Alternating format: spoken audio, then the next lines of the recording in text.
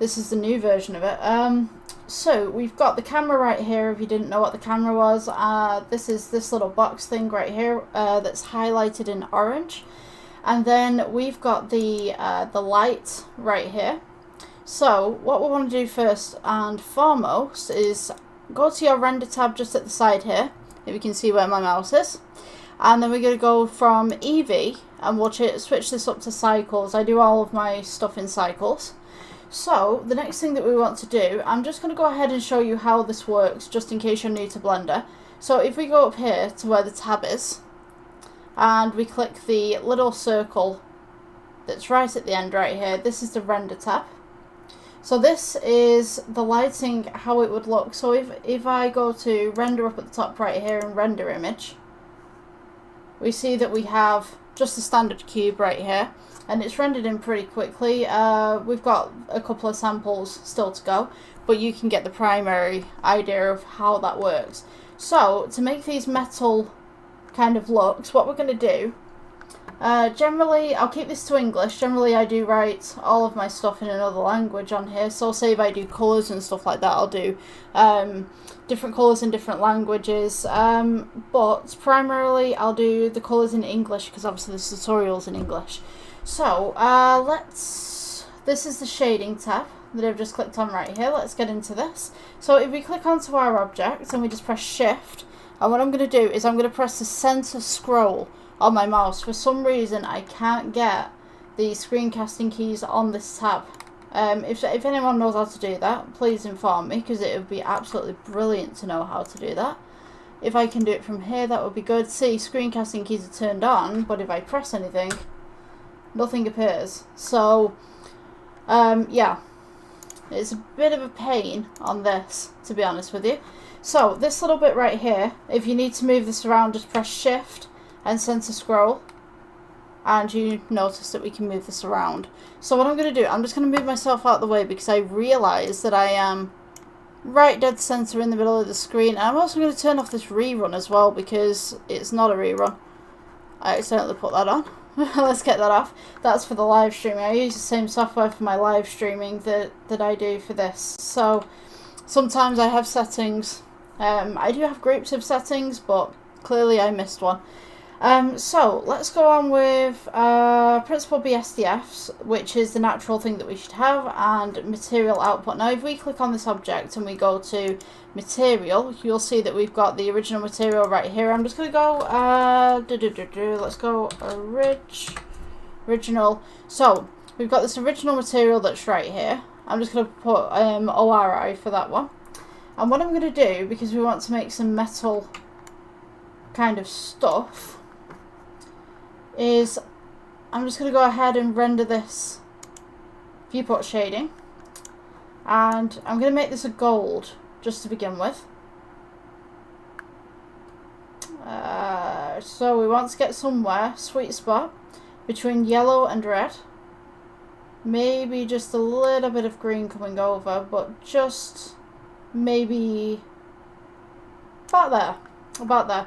So if you need to copy this colour as well, you can see that we've got the hue, saturation, all this kind of stuff, RGB. And also the hex right here is the exact colour that I'm using. So if you type that into yours, you'll be able to get the exact same colour, the exact same shade. So what we're going to do from here is we're going to go for the metallic. Let's turn this up a little bit. And what I'm going to do is I'm just going to go ahead and add a plane underneath it so that we can get this reflection scene, so to speak. So just to get your plane, if I just get rid of that plane 1 second, I'll show you how to do this. So we want a nice little reflection on it so we can see what's going on with the object itself. So if we go to add, we're going to go mesh, plane. You'll notice that it's in the middle right here. So we're just going to press G, hold down your center scroll wheel, and you can go up, you can go sideways, you can go this way. We're going to go down to make sure that this is underneath the cube, and then I will press S and we will scale out. So now you can see that we've got this nice little shadow going on, we've got this nice little cube going on, and what I'm going to do as well, I'm going to add a green screen ball. So you can add green screen balls, you can put cones, you can put whatever you'd like. So we're going to go UV sphere for this example.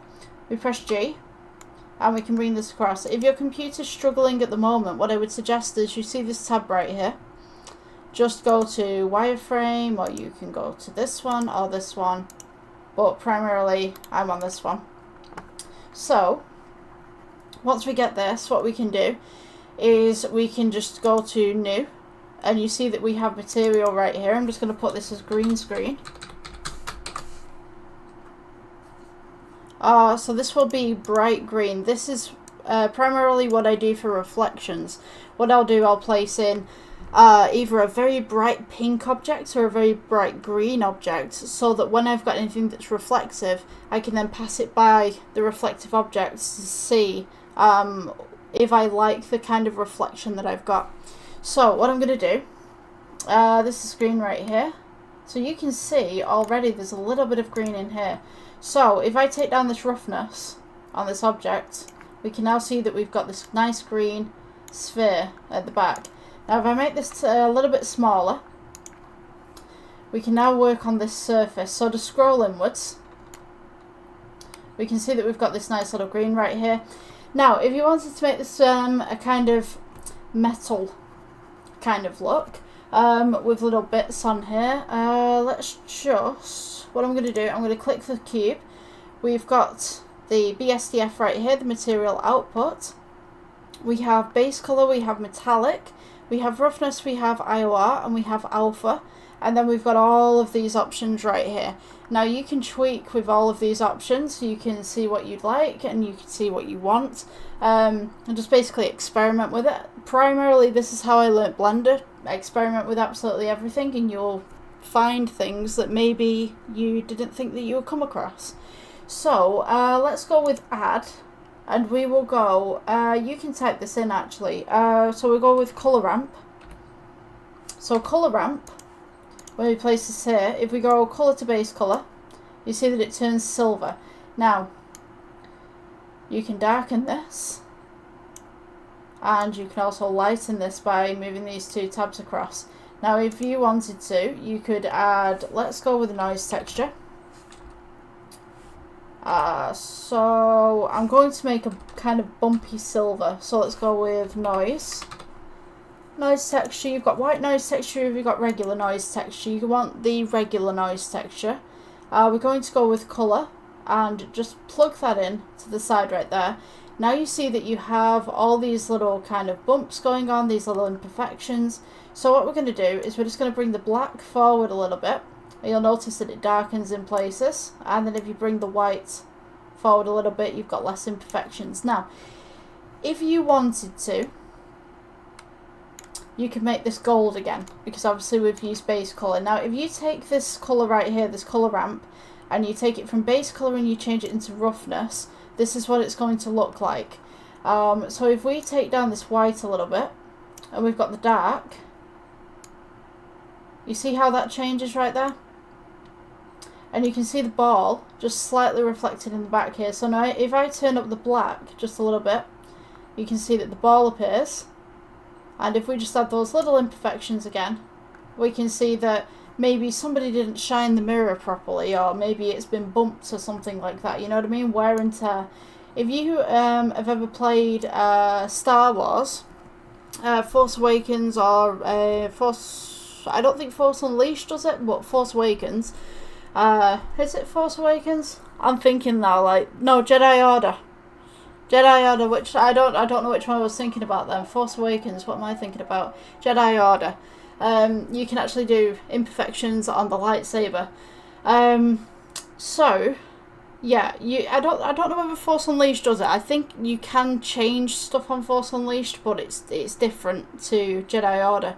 So Jedi Order, you can have something as brand new, you can have something as marked up, you can have something as damaged, and kind of have that kind of that aesthetic to it.